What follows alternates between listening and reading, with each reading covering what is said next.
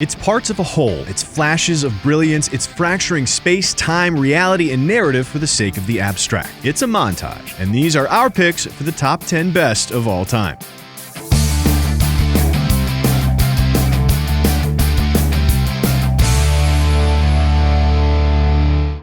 Kicking us off at number 10, we gotta divide up our categories by asking ourselves what kind of different things can montages do? And one of the most obvious answers is that they can chop a big story up and tell it very, very fast. So for our favorite narrative sprints, we like Nikki's rise from Casino and Goodfellas' Layla cleanup. We like the Hudsucker Proxy's development of the hula hoop, Watchmen's alt history introduction, and Rules of Attraction's Eurotrip. But for our pick, we don't think there's one better or heartstring pullinger than Up's look at Carl and Ellie's married life. This scene is basically a simpler version of the Voight-Kampff test from Blade Runner. Anyone who doesn't at least moisten in the tear ducts might just be a replicant. This montage is a treasure of visual storytelling. Almost every single instant and inch of the frame is filled with relevant detail. Details that point to the hopes, dreams, quirks, and fears of the characters, and that recur and change like leitmotifs. And then, of course, is the ending, where every single planted hint and detail works against you like an emotional sledgehammer. It's no wonder it makes our list. Of course, some montages manage to just be incredibly efficient methods of joke delivery. These are montages like Ace Ventura's Dolphin Hunt, Wall-E's failed seduction of Eva, and the brilliant montage deconstructions in Wet Hot American Summer and Team America World Police. Fight Club's fight picking is hilarious in a movie filled with great montages, and Wes Anderson has a real knack for the job. We like the Royal Tenenbaums' Day of Mischief on the Town, Rushmore's escalating revenge, and our number 9 pick, the introductory Yearbook montage. The entire sequence is made up of the wry, straight-faced silliness that Anderson does so well. It's simultaneously childish and adult, with each shot a perfectly composed tableau that speaks volumes to who Max is and how he fits in at school. His character is a force, and his blue-jacketed, deadpan cheesiness introduces us to the level of seriousness with which he takes being a Rushmore kid. The music is awesome, the costuming is, as always, perfect, and even the titling contains a couple punchlines, setting us up for a hilarious movie with a hilarious montage.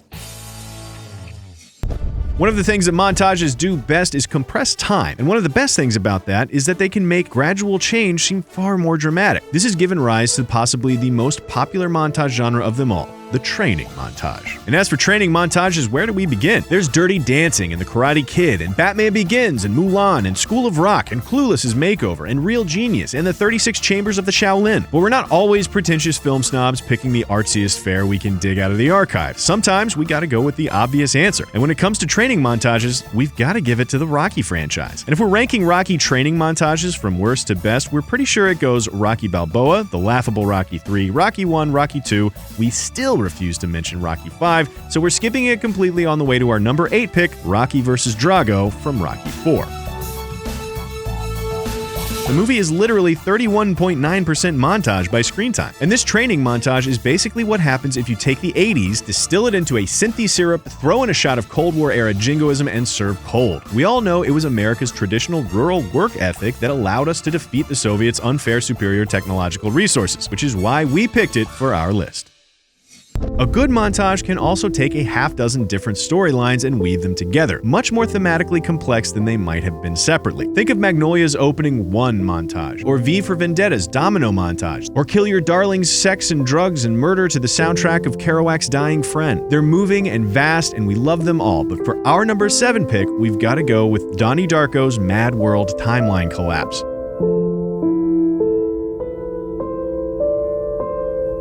It's such a bizarre, nearly inscrutable movie that leaves almost any first-time viewer wondering what the f*** just happened. And yet, this final montage never fails to hit home. We can see how profound, how tragic the event is here before we even really know why. It speaks to the movie's brilliance, and what better example is there that it is far more important to be emotionally fulfilling than to simply tie up a plot neatly than this meaningful conclusion to a deeply confusing tale. Sometimes the juxtaposition of a montage can reveal hidden similarities and differences by virtue of some good old compare and contrast. There's nothing like repetition of a common theme to help illuminate the subtleties and nuances. Think of Matt Damon versus Leo DiCaprio in the opening montage of The Departed, or Bill Murray's Suicides from Groundhog Day, or Tom Cruise and Emily Blunt's Death Symphony from Live, Die, Repeat, aka the movie formerly known as The Edge of Tomorrow. And we love what City of God does with the story of The Apartment and think it's brilliant, but it's just narrowly edged out by our number 6 pick, CineFix Cinema Paradiso's final kissing montage. Okay, true, this one takes a little bit of context in order to get its full impact, but that doesn't make it not incredibly touching on its own. On one level, it's a marvelously nostalgic look at love on screen in all its different shapes and sizes, but in terms of its place in the narrative, it's a love letter and redemption and joie de vivre and so much more. It's a fantastic meta-analysis of the power of cinema, romancing us as it examines romance, and a wonderfully intense sequence of passion and love, and it's nearly impossible not to feel something by the end of it.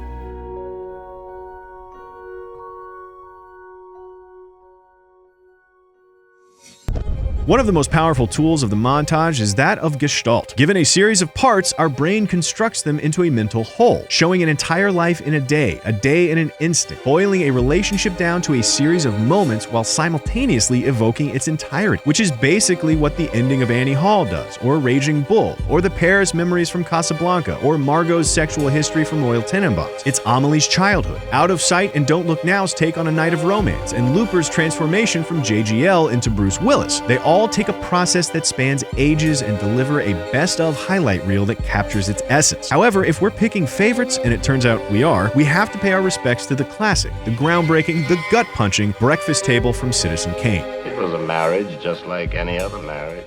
Each production element is meticulously inched along its arc in each of the 6 stops this scene takes to tell the story of their marriage, from excited newlyweds to icy vestiges of lovers. The wardrobe, hairstyles, makeup, lighting, staging, and props all perfectly capture the hardening of their hearts. And in the most brilliant touch, both actors gradually move away from each other, almost imperceptibly, only to be revealed in a final, brilliant camera move that hits home like a sucker punch.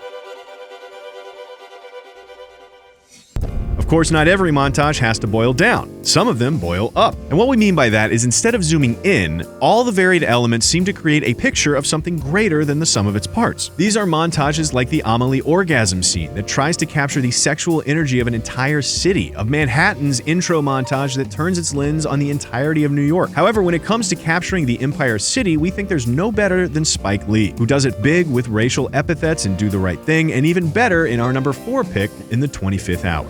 Me, f*** you. F*** you and this whole city and everyone in it. This montage runs the scope from the universal to the personal, cutting a course of anger all the way from the surface to the core, pointing Ed Norton's rage outwards in a nuclear explosion of prejudice until finally collapsing inwards like a black hole. It so brilliantly dissects post-9/11 angst in New York, the challenges of its multiculturalism, and the honesty behind a deeply racist character, not because he really hates others, but because he's scared for himself. Let an earthquake crumble it. Let the fires rage. Let it burn to fucking ash, and then let the waters rise and submerge this whole rat-infested place. No, f*** you, Montgomery Brogan. Bigger isn't always better, and sometimes a good montage helps us tune out the noise and appreciate the small moments, focusing us on the poetic details, the nuances of our surroundings, the rhythm of life. And this kind of beautiful abstract montage was best pioneered by Dziga Vertov in pretty much the entirety of Man with the Movie Camera. But we love others like Lord of War's Life of a Bullet, Oliver's postmortems on his childhood from Beginners, and our number 3 pick, I Wish's Poetry in the Details. There is something we find incredibly peaceful after hours of fast-moving plots and complex messages about simply sitting and looking at the little beautiful things that we pass by every day. This montage is a slow breath, a guided meditation, a moment of reflection on how complex life really is. And while we're usually constructing thematic big pictures of abstract symbols out of the gestalt of smaller moments, it's nice to be reminded of the little beauties we sometimes overlook and throw away in the process. Closing in at number 2, a montage is also perfect for the fractured, free associative nature of human consciousness. And in terms of the subjective, you've got all kinds of substance abuse, like the heroin montage in Trainspotting, the drunk montage in Lock, Stock, and the drug montages in Requiem for a Dream. You've also got states of paranoia, like the intro to Apocalypse Now, and devastating fantasies, like the father's monologue from 25th Hour. However, if we have to pick our favorite mental construct, it's gotta be Kevin Spacey's life flashing before his eyes in his dying moments from American Beauty. I had always heard your entire life flashes in front of your eyes the second before you die. First of all, that 1 second isn't a second at all. It stretches on forever, like an ocean of time. Holy shit, the impact of this one is astounding, with Kevin Spacey's serene monologue, Thomas Newman's patient score, Alan Ball's beautiful writing, and the meticulously planned and gorgeously executed cinematography. The montage perfectly alternates between the beauty of a life in retrospect and the pain of those left behind. It balances nihilism and meaning, calm with chaos, and beauty with death in one of the most heartfelt sequences ever shot.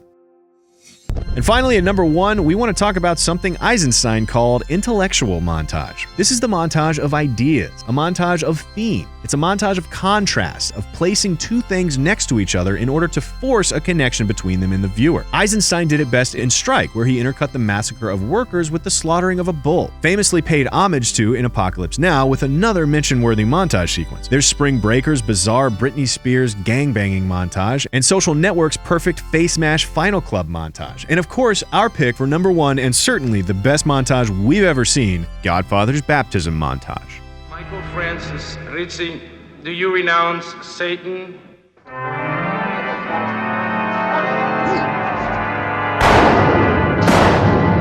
do renounce him. This one is just a masterpiece, combining birth in Christ to death without him, Michael's bad faith pledge on his soul to underline how his character has changed, brilliant parallelism with light-speed plot movement and a demonic organ score. The difference between intellectual montage and simultaneous plot is an important distinction here. Only the murders are moving the story forward. The baptism itself has little bearing on the actual story. It's just there for the beauty of the contrast, what it says about the world, and a little spice. And oh, what spice it is. It's overwhelming, overbearing, hypocritical, and iconic, which is why it's our pick for the best montage of all time. So, what do you think? We already know we forgot plenty, so drop into the comments to tell us where our blind spot is, or just let us know if you plain old disagree. And don't forget to like and subscribe for more CineFix Movie Lists.